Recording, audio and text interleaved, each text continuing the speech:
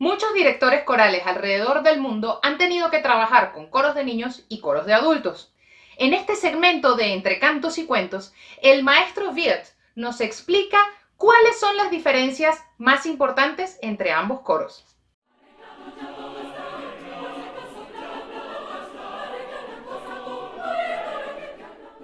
What do you think are the main stages of musical learning in childhood? At what point in time do children experience key changes, both in a physical and cognitive level? Well, I mean, of course, there would be other people much more professional to answer these questions, like developmental psychologists or physicists or whatever. I mean, as a music educator, I believe that, of course, it's very useful and very beneficial for children if they are getting,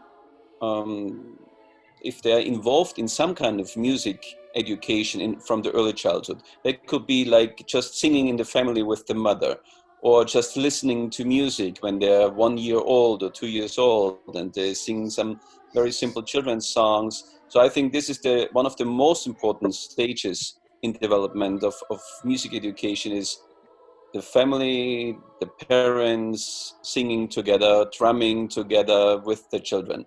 And then, of course, the formal education depends on the circumstances, on the surroundings. It's nice if the children have a chance to go to preschool music education, where movement, singing, playing simple instruments is kind of incorporated into the classes. Ideally, it should be done in a way that, again, the families at home can continue doing those songs at home. And really starting to practice an instrument like violin, piano, it doesn't really matter. If the children want to start early, like at the age of 5 or earlier or later, it's fine. I have met great professional musicians who have started very young, and I have just met as many great professional musicians who started playing their instrument when they were much older.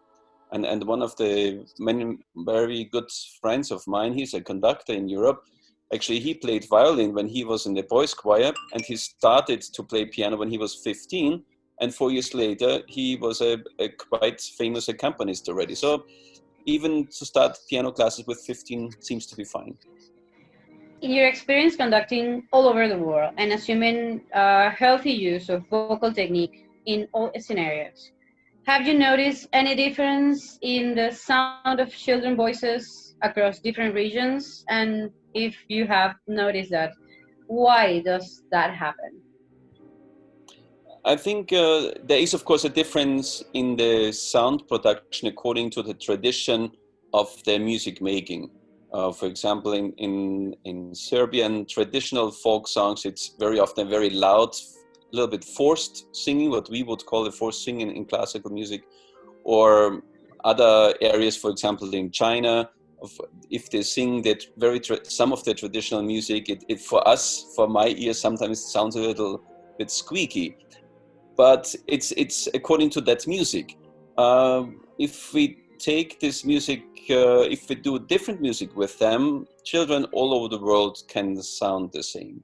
So I've really done rehearsal with children and adults from China and Mongolia to Latin America and North America and Africa, and it's actually very similar all over the place.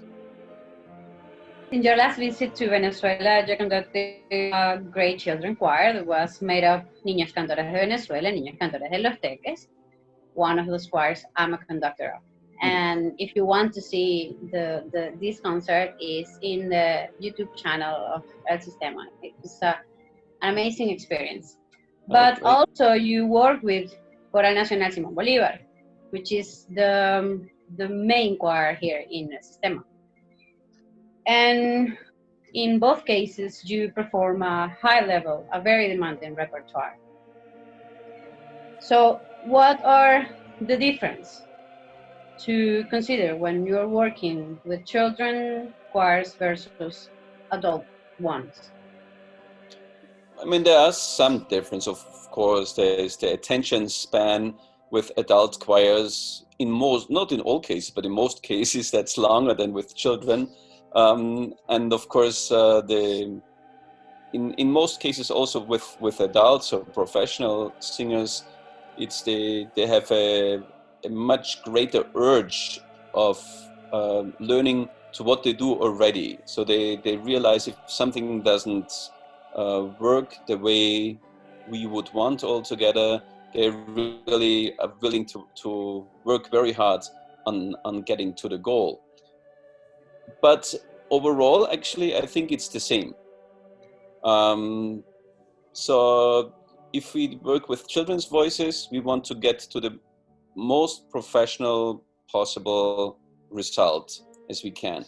And we all experience with the children that if the result is good, if it sounds good, if they feel comfortable with the music, they know themselves. Maybe not all of them, or maybe sometimes also many of them don't know why it satisfies them, but it feels good for them. And it's our job as conductor to make them, not make them aware of this feeling because they're aware themselves, but give them a chance to get this experience.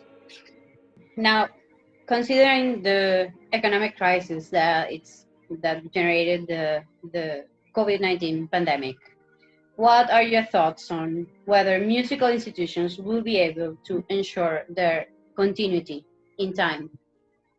Well, yeah, that's actually a big issue all over the world. No matter in which country, also in Vienna for us, it's a big challenge because also the Vienna Boys Choir, we depend on concert revenue. We are a private organization, and the majority of our funds, how we pay our staff, has to come from concert and tour revenue. And since the beginning of March, there's not one single euro has come in.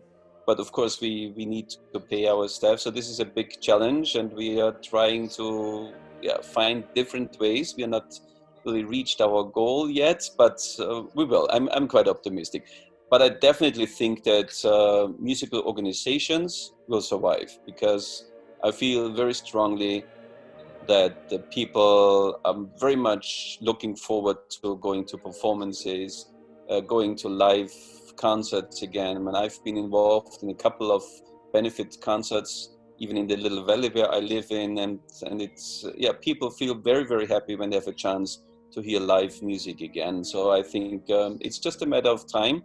And for all of us who are in the performing arts, the issue mainly will be to make sure we survive this span of time of, I don't know, another 4 or 5 months, or maybe another year even, but somehow we will manage. Yeah, I know we do. We will. Again, in the context of the COVID-19 pandemic, what do you think are the biggest challenges ahead for choir conductors when we are able to go back to regular rehearsals or regular activities?